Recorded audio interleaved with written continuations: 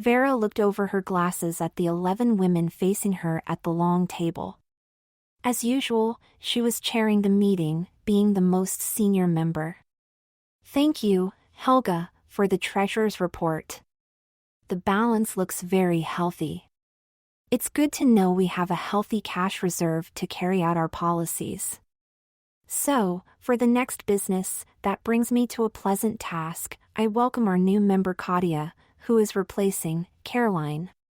Please stand up, Katia. Katia was in her 30s, with dark brown hair cut to a practical length, just above the collar of her striped business suit. Just slightly embarrassed with the attention, she stood up and gave a modest wave to the others. Katia brings some legal experience to our committee, said Vera.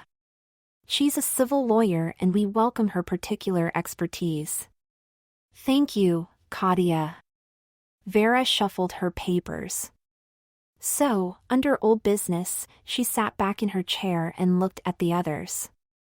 As you know, we like to have some follow-up to our actions to review the results. You were all sent summaries of these a week or so ago and, having looked at them, I think that we're doing an excellent job. As you know, a founding principle of our organization is to improve situations where women work under men in threatening, demeaning or other circumstances, by removing the men. As you know, we do this by making the men into women. Our little book of magic has shown itself very effective and the magic doesn't appear to be running out. The men suffer much initial mental trauma, of course, finding themselves in women's bodies. After all, it is a drastic realignment of all aspects of their lives, but we hope it changes their attitudes. She gave a faint smile. They become beautiful women so eventually they could attract male attention, whether welcomed or not. Perhaps it would have been better if they were more average in appearance, but that can't be helped. She laid her glasses on the table. I was wondering, Katia, if you had any problem with the actions of this committee? Katia shook her head. Vera, members of the committee, it could be argued that what this committee does is at least a type of assault, but personally, I have no trouble with any action that removes a society ill. So, you will hear no objection from me. She smiled and shook her head in wonder. Although, in this day and age, the thought of a book of magic takes some getting used to. Thank you, Katia. So, to return to what I was saying, we needn't be too concerned with that our subjects adjusting or not. If they do adjust satisfactorily, they could become a credit to women. At the very least, they will find they have a lot in common with most women. If they don't adjust, too bad. Then the change can be a punishment for past attitudes and they are at least removed from a position of being able to use undesirable actions. However, there was one case just a few months ago, which has not gone quite to plan. Amanda, I believe you were involved with this. Can you give us an update on it? Amanda was in her mid-20s. She was about average height, a pretty woman with a slim, graceful figure. Her luxuriant red hair was gathered above her head by an ornate comb, but, as usual, a few curling wayward strands had escaped and hung down her pale neck. She cleared her throat. I had the task of, removing a man called Mason McQuillan from his position as supervisor of an office in the city government. Our information about him had come from Caroline White, who, as you know, she pressed her lips together in disapproval, was a former member of our committee. So, I got into a position where I could read Mason our spell and change him to a woman. That went according to plan and she, the new woman, was left in her apartment naked and with only women's clothes available. However, unknown to us, it turned out that Caroline was Mason's ex-wife. Desperate for help, I suppose, our subject contacted Caroline. We have since found out that Caroline made her a job offer. As a result, Mason has become a woman called Maria and is now a domestic employee of Caroline's. She is a live-in maid. And treated as a rather low-level one. Yes, can I interrupt here, Amanda? Vera asked. It's the policy of our group that our talents and policies should be used for judgments and punishments, but not for personal reasons. We do not want to lose our objectivity or appear vindictive. Because that may have been Caroline's motivation, we have required her to resign from our group. At least Mason was removed from his position, although it also appears that our actions preempted those of the women in his office who were compiling a large file on his attitudes and actions. They intended to present that list to Mason's superiors to both remove him and get further leverage. Unfortunate, but it cannot be helped. So that brings me to the next item on our agenda, further actions. Rose, you chair our subcommittee which investigates new candidates. Can you tell us about them? Rose was a pretty, dark-haired young woman, one of the founder members of the group. She was petite, almost tiny, but her intensity equaled that of any in the committee. She peered at a list in front of her. My committee has looked at several cases. These include a churchman, 2 businessmen, and several politicians. She sighed. In fact, there are potentially all too many of them, but it's not, say, as if we could change any high-ranking individual.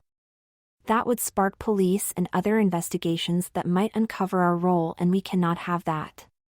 The existence of our magic book must be kept secret by all means. That was the condition that the woman we got the book from demanded. So, what we have settled on is a medical scientist, called Robert Kreutzmark. He has both MD and PhD qualifications and owns, a medical research laboratory on the outskirts of the city. He came to our attention because not only of boorish and sexist behavior, but because he has routinely, almost invariably, downplayed the role of female researchers in his laboratory. For instance, he routinely fails to include their names as major contributors in publications in research journals or downplays their roles. This is demeaning, callous, and insulting, but also it seriously affects their further job prospects. Some are afraid to leave his laboratory in case of poor recommendations. They are caught in a kind of trap. Vera looked round the table. I can see by your faces that this would be a good subject. So, Rose, do you propose that he should be our next target? I do. Any discussion on this? Vera looked round. Sue, you have a question? Sue was an office manager, about 30, of average height with striking features and lively eyes. Her straight brown hair was cut in a practical bob style. Yes, what age is this man? And it sounds as if he could have quite a high profile, at least in a certain group, scientists. Rose looked at her notes. He's now in his late 20s. Actually, he's quite brilliant, started university at age 16 and got both his doctorate degrees by 24. He even published as an undergraduate. He's energetic, a bit of a workaholic too, and he's garnered big research grants and contracts. Yes, he's fairly high profile, but frankly, most contemporaries intensely dislike him for his manner. You see, it's all about promoting himself and pushing his own interests. He's also shown he's vindictive and critical to competitors or anyone that he thinks crosses him or even might cross him. Worse, simply on this basis, he's been known to reject competitors' scientific papers that have been sent for him to review. He's got a second-in-command who does the day-to-day running of the laboratory called Stephen Lund. Stephen is a different man from his boss, well thought of, and also has an excellent scientific reputation, so he could take over running the lab. Actually, I'm surprised he's stayed with Kreutzmark. I'm told that the lab does important and high-quality research work, so it would be a pity for it to break apart. All Kreutzmark needs to do is to disappear or be removed. Vera saw Sue give a nod of approval. All right. We'll vote on it. So, all those in favor? I see, carried unanimously. She looked round. Then, the next questions are, how do we get to him, and who will do it? Does anyone have any suggestions? Amanda, are you interested? Amanda shook her head. He may be more difficult than the ones we discussed. With Henry Sisson, I approached him at his work, Mason McQuillan at his work too. I got a job there and that allowed me to get close to him. For this man, I certainly don't have any scientific training and he would be surrounded by too many employees. It can't be done at his workplace. Helga held up her hand. I'm no scientist either, but if he's like you describe, he'll be keen to show his own importance and push his own agenda. I used to work in a book publisher's office and I know the language and procedures. I think, with just a little advice from a friend who's still in the business, I could pass myself off as a publisher's representative who wants him to write a book. That would appeal to his vanity and no doubt he'd see it as a way to play up his own contributions. All I'd need is to get him alone for an hour and preferably away from his laboratory. I think I can see a way to do that, but I may need some help from the rest of the committee. I'll let you know. All right, Helga, why don't we leave it with you? A week or two later, Robert Kreutzmark had just come into his office. It was set in a corner of the main lab so he could watch over his workers better. It was mid-morning, but it had been late the previous evening when he had left. He noted that all of his researchers were already at their benches, at cabinets, or at their desks working on computers. He glanced down on his desk. 2 separate groups in his lab had drafts of papers to be checked. That could be done in the evening. He checked the other stuff. There was some of the usual correspondence and some from scientific suppliers advertising equipment. Then one caught his eye. At the bottom of the pile was a business-type letter addressed to him. He recognized the name on the envelope, one of the biggest name scientific publishers. He opened that first, his eyes widening and a smile broadening on his face when he read it. He was interrupted by his deputy, Steve Lund. Got a minute, boss? The big man said. Yes, Robert said, but his attention was still on the letter. He was elated. At last his work was going to be really recognized. Well, you look like the cat that got the canary. What's that? Steve asked. It's an invitation to write a book, a review article, right on our area of research. It asks if a publisher's representative could come and see me in a couple of days. I'll confirm it by email. Oh, good for you. Yeah, thanks. And it should be straightforward to write it. He was already thinking of the arrangement of the chapters. He could have some of the women in the lab write them up and then edit them, placing only his name on the final drafts. It was a great opportunity to also push his own research, and he could give only passing mention to those annoying competing groups in Oxford and Zurich, anything to downplay their work. Maybe he could introduce some red herrings too. I'll get some of the assistants to rough it out. Anyway, what was it you wanted? It's just that we've had good preliminary results with that new gene splicing method. So we should move on to a more detailed test. Good. I'll discuss it with you this afternoon. Get that team together and we'll meet in the conference room. 2 days later, Robert looked up as a young woman appeared at the door of the lab, accompanied by his receptionist. Someone to see you, Dr. Klein. The Miss Helga Westergaard you were expecting. Helga put out her hand to him as she was ushered in. It's an honor to meet you, Dr. Kreutzmark. I've heard so much about you and your important work. He looked at the woman with approval as he took her hand. She appeared to be in her mid-20s. She was moderately tall, with a straight, slim figure.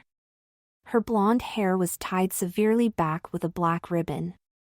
Her skin was very fair and her eyes were a pale penetrating blue to match her stylish blue pantsuit. He detected a slight accent. So what's the little bit of accent I hear? He gave his question just a touch of condescension. She flashed him a smile. It shows, does it? I'm from Denmark, Copenhagen actually. Anyhow, Dr. Kreutzmark, you got our letter. As it said, my company is aware of your growing reputation and wants you to write a review for us. Helga went on to outline the conditions, what he would be paid, and how further royalties would be handled. Claudia had been handy at drawing these up. She pulled out a file from her case and handed it to him. This will expand on what I've just said. I'm sure you want to go over these. But Robert was only paying half attention. The woman was very attractive and these details could be gone over later. It sounds good, he said, but, yes, I'll need some days to check it. Yes, I understand. But, if can be as bold, your lab, from what I hear, does cutting-edge research. We're keen to get this review going as soon as possible. I tell you, if you want, I can arrange for you to meet with some of our editorial staff and they can fill you in on any questions. We have a new office here in town. I'll arrange a meeting there. She gave him a card with an address and even a small map. Would this be suitable? Could we meet there, say, 2 p.m. on Friday? Robert was impressed as he drew up to the address in his Porsche. It was a newish building in one of the small technological developments on the outskirts of the city. They must have just moved in, he thought. The unit in the small complex appeared to be one of only 2 that had been leased, but prominently displayed over the door was an elaborate sign with the name and the logo of the publisher. Next door, it looked like some small catering business was in the process of setting up. The parking lot was empty, but a small truck with sheet metal firm's name on it sat in a lot directly opposite. He pushed in the door and was immediately accosted by Helga. "Ah, Dr. Kreutzmark, so good of you to come," she said, giving him a professional smile. Another half-dozen or so women were busy working at desks behind her. He was impressed. All of the desks looked very tidy, all with neatly piled papers. 1 or 2 of the staff were peering into computers. Some fresh posters about the company and its recent publications were stuck on the walls. "You're new in these premises?" he commented. "Yes, just getting into it. A lot of make-do furniture, but we have all we need. However, I'm sure you are a busy man, so I'll get right to business," said Helga. "Come through here to the back to our conference room and I'll introduce you to our people." "Oh, would you like some coffee?" "Sure, black." "Claudia," asked Helga, "can you pour us 4 coffees, please?" "Anyway, through here," she said. She led him into what looked like a boardroom. It was quite bare too, just a few posters about the company's productions, and a big table surrounded by chairs. All looked brand new. "Dr. Kreutzmark, I'd like you to meet Vera Campbell. She's senior here. And this is Amanda Hughes, second in command, and Rose O'Hara. She's senior editor. Ah, here's our coffee." She smiled. "I see you're the only one who takes it black. You know, Dr. Kreutzmark, I wasn't aware of how big the lab that you run actually was. How many employees have you?" Robert took big a gulp of the coffee. "Well, ladies, it's nice to meet you all. My lab has roughly 24 people in it, mostly scientists and technicians, but there's support staff too." He made a show of looking at his watch. "However, can we get down to business? I have important research to supervise." He needed to show them how important he was. "But anyway, let me say that I welcome the opportunity to con about our disc. He could not finish. His tongue seemed to have a mind of its own and the room had started to spin about him. He tried to rise but his limbs would not obey him. It was all he could do to keep in the chair. Helga slapped his face gently but he could not react. "Robert, can you hear me?" Ugh, was all he said. She straightened up. Things appear to be going to plan. Help me. The four women eased Robert from his chair and laid him on the floor. Amanda hurried out to the other room. All right, gang, it's started, she cried. Get the place cleared now. Immediately the other women bundled up their papers and closed their laptops, folded the desks and chairs and started lifting them through a door at the back and loading them into a van. Don't forget the company name and insignia we've got stuck on the front either. She pointed to them. When Amanda returned to the room, the other three had finished cutting Robert's clothes from him. They bundled the tatters into a bag. His head lolled and his eyes were unfocused.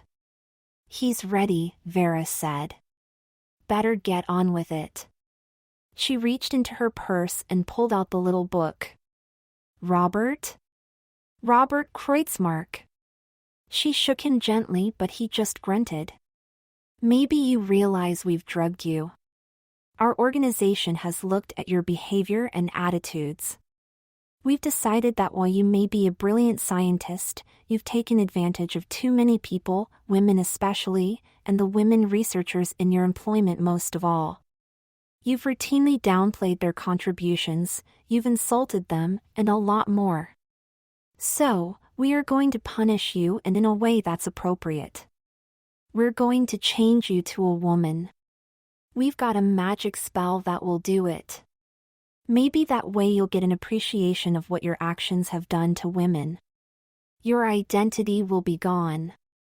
Robert, even in his befogged mind, thought the woman was delusional. Magic?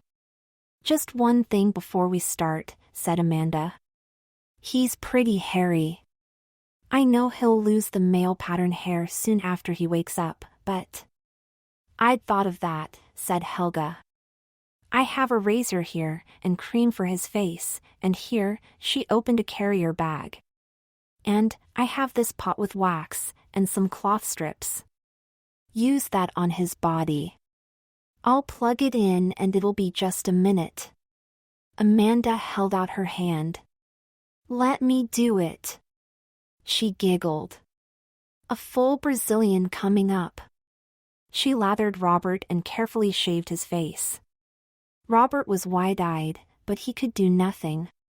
When she started with waxed cloths and ripped them away, Robert went wide-eyed and jerked a little as the strips were torn off, but all he managed was a grunt or two. That's it, said Amanda, straightening up. Sorry, it took longer than I expected. You'd better get started, Helga. Helga gently folded back the page on the book and began to read. It only took her a minute or so. Robert could barely focus, but he saw his clothes being put into a bag. Vera pulled out stuff from another bag. She held up one garment. Look at this, Robert. We're leaving you a dress. It's quite pretty, isn't it, with the flowers? There's some pantyhose and a bra too, and shoes with it, women's stuff. We're going to leave you here. You're not leaving her any panties? Asked Amanda. No, but there's a pair of pantyhose. That's so that when she wakes up and wants to cover her new equipment, she'll have to slide pantyhose up her legs too. Helga placed the little book in a bag and put that in her purse. She leaned over Robert. You'll soon fall unconscious and you'll be out for a day or so, but you'll be a woman when you wake. First though, you're going to get violent shivering. You feeling cold yet? Amanda felt the semi-conscious figure's brow. No sign yet. Robert was still dazed, but he suddenly felt shivery. I think I just saw it start, said Helga. A few seconds later another shiver followed, then he began shivering continuously. In a few more minutes his teeth were chattering violently and his naked skin began to ripple as the changes started. Amanda forced a cloth between his clenched teeth as his eyes closed and he fell unconscious. It's working, breathed Amanda. I'm always amazed at what happens. They watched as the spell started its work until the body looked as if it was blurred. "That's it," said Helga after a half hour. She clapped her hands. "We can leave him now. I'd like to see the final result, but it's time we got out of here." The other women came into the room and helped them clear all traces of their occupancy. With a last check, they turned out the light, closed the door, piled into the van, and drove away. Helga climbed into the Porsche. She would leave it with its keys in a crime-ridden part of the city. It was almost 2 days later when the woman lying on the floor began to stir. Her legs and arms began to jerk sporadically, and she gave little groans at the deep ache in them. Later, she stretched, wincing at spasms of pain. She pushed to her knees awkwardly. She just felt nauseated, and her head was splitting. As her head cleared, she became aware she was cold, and she put her arms about her chest to try to warm herself, but she tensed as she detected something different. She unfolded her arms, looked at her chest, and screamed. In her vision, on her own chest, were 2 female breasts, each tipped with prominent nipples and areolas. She pushed her legs open and gaped at her groin, screaming again. The penis and the soft pouch below were entirely gone. When she pushed her fingers further down, she discovered the soft folds of a woman's pubis. She screamed with the shock for several minutes, and as her mind focused, she remembered what some woman had said to her, something about being made into a woman. These women were punishing her? She scrambled to her feet and looked around. The room was completely bare except for a pair of pantyhose, a white sports bra, a dress and shoes, and a wallet. She recognized it as her own, but when she opened it, all she found was money. All of her credit cards and identification were gone. She stumbled into the other room. It was bare too, except for a bottle of water. She opened the outside door, then stopped. She was naked. She looked frantically around for something to cover herself with, but there were only the women's clothes. She sank onto the floor, overwhelmed. There was water, and she drank that, but there was no food. It took her another day before, shuddering, she pulled on the pantyhose, bra and dress, fumbling awkwardly with its rear zipper. The shoes fit her fairly well. She staggered out into the street. She needed to get help. Some weeks later, the Women's Committee met again. "So, what's the result of our work on Robert Kreutzmark?" Vera asked. Amanda deferred to Helga. "We kept an eye on the unit from a bit of distance. It was actually 3 days before the new woman emerged. We watched her as she staggered out of the building and lurched down the road. She was actually wearing the dress and shoes we left for her. And pantyhose." "How did she look?" Katia asked. "A bit wild, her dress crumpled, a teary face, and her hair was a mess too." "She must have been pretty hungry," Katia commented. "Yes, that would drive her out. We left her only 1 bottle of water too, so she'd be thirsty." "What then?" Rose asked. "We didn't follow her directly, but we have contacts in the police, and we found out later that she had gone into a nearby office to get help, understandably. The people there could see that she was distraught, and eventually the police were called and later an ambulance. The police were totally skeptical of her story. No one at all believed her story, so she got more and more distraught. They dragged her off and put her in a psychiatric ward, but she seemed to settle down in a week and she was released. Then she tried to get to her apartment, but we had taken her keys and any ID, so the building supervisor there refused to let her in. The police then had another complaint. She had gone to her laboratory. I heard that she kicked up an awful fuss before their security pushed her out. The police had to be called there too, as she had become hysterical.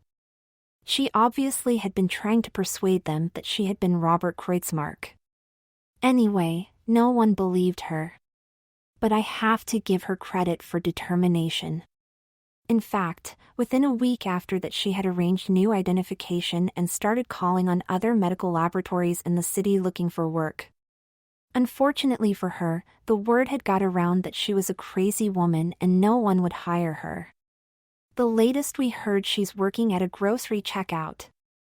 However, she's bright and pushy, so we'd be better to keep tabs on her. What about the laboratory? Vera asked. Oh yes, to reassure members here, the laboratory has adjusted well. Steve Lund has taken the reins and apparently is doing a superb job. Also, he immediately promoted one of the women researchers to be his deputy. So, it looks as if we have done a satisfactory job. Wonderful, said Vera. I think. She stopped, surprised. There had been a knock at the door. She looked up, annoyed. When the knock came again, she sighed, went to the door and opened it. Facing her was a pretty, dark-haired young woman in a cream-colored skirted suit, a dark blue blouse, tan hose, and white shoes. The suit looked much too big and hung loosely on her. Yes? Asked Vera. Look, miss. We're in conference here. This is a private meeting. You're disturbing us. The woman peered round the door. I just want to see all of you ladies. I'm glad I have you all together. You see, I want to thank you. Thank us? What for? Something about a spell. Vera drew in her breath. Please, the woman said. I think I'd better come in. I'm sure that what I have to say is private too. Mystified, concerned, Vera ushered her in and quickly closed the door. The woman stood beside Vera and looked at the others. My name, the one I am using now, is Kathy Jones. A month ago I was Kelvin Jones. She gave a mischievous grin round the table. Yes, I'm quite bit different. Vera and the others watched her, warily. Please, relax, but I gather that you have some way of changing men into women by some incantation. You see, I was working in the basement of the unit next door to the one you rented so briefly. I wondered what was going on. Something about the ductwork must have allowed me hear all you said, including that spell you read out. I heard it too, and, like that guy you used it on, I started to be transformed. I was lucky. I managed to track you down from that van and furniture you rented. It's nice to meet you all. Kathy's eyes twinkled at the shocked looks of the women. Yes, I went unconscious too, but I must have woken earlier than whoever you were trying it on, and I managed to get to my apartment. My truck was parked opposite the unit. Vera got her tongue. Miss Jones. Look, we're very sorry. We will immediately make amends. We'd no wish to change your life. We have a spell that reverses the effect of that one. We will give you that and we will recompense you. But please, you must keep it absolutely secret. Kathy waved her hand in dismissal. Look, you've got it wrong. I want to thank you. What you did was the best thing ever happened to me. She blushed slightly. Actually, I had some women's clothing at home already, well, quite a bit. You see, I always felt I should be a woman. You did it for me. Now I feel great. Can you imagine, going from a heavy man such as I was, confused about his identity, to a woman like me? She twirled round. I'm slim, I'm svelte, I'm pretty. She smiled. The world is my oyster and I'm going to have fun. The committee members sank back into their chairs in relief. But if we can help you in any other way, stuttered Vera. You've already given me what I wanted most in the world. The only thing is, maybe, can I ask for a little financial help? I'll have to get an entirely new wardrobe. I've become quite a bit different in size. These clothes I'm wearing are the only ones from my UGG collection that didn't absolutely hang on me, and the fit's not great with these. I was over 200 pounds. Now look at me. She put her hands at her slim waist and slid them up to her bust. I was over 6 feet, now I'm at least 6 inches smaller. I used to be a duct and sheet metal worker and I don't want to do that anymore. I fancy a career change, maybe working with kids, and I could use some training for that. If you could help, it would be great. Maybe just one more thing too. I fully agree with what you're doing. It's wonderful. So, do you think I could join your committee?